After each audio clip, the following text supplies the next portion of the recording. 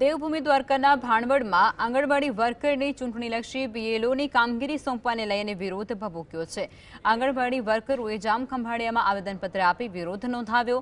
ચૂંટણી પંચના નિયમ મુજબ વર્ગ 3 અને 4ના અધિકારીઓએ બીએલઓ કામગીરી સોંપવામાં આવે છે અને ત્યારે આંગણવાડી વર્કરોએ આ જવાબદારી આપવા વિરુદ્ધ જિલ્લા કોંગ્રેસ અને આંગણવાડી વર્કરોએ રોષ વ્યક્ત કર્યો છે।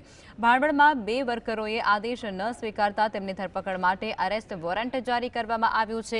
વર્કરોનું કહેવું છે કે મોટાભાગની મહિલાઓ ધોરણ 10 થી ઓછું ભણેલી અને 40 થી વધુ ઉંમરની છે। તેઓ ટ્રેનિંગ વિના આ જવાબદારી નિભાવી શકે છે।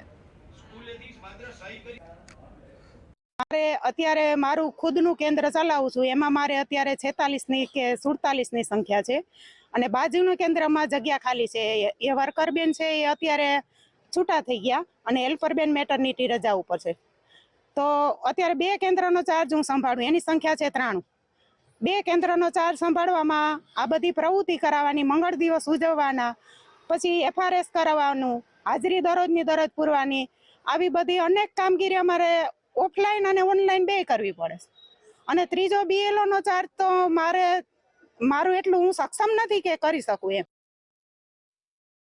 કે આ બહેનો પાસે ઓલરેડી ICDSનું કામ છે, કુપોષિત બાળકો માટેનું કામ છે, જે અહીંયા બાળકો આવે છે એમને સંભાળવાનું કામ છે અને અલગ અલગ 8 થી 10 પ્રકારની કામગીરી સરકાર અત્યારે એમની પાસે કરાવે છે।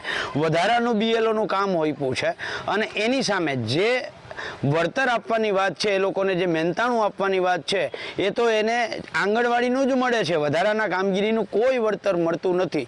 માત્ર માનદ શબ્દ આગળ લગાડી અને લઘુત્તમ વેતન ધારાનો પણ ભંગ કરી અને આ લોકોને વેતન ચૂકવવામાં આવે છે।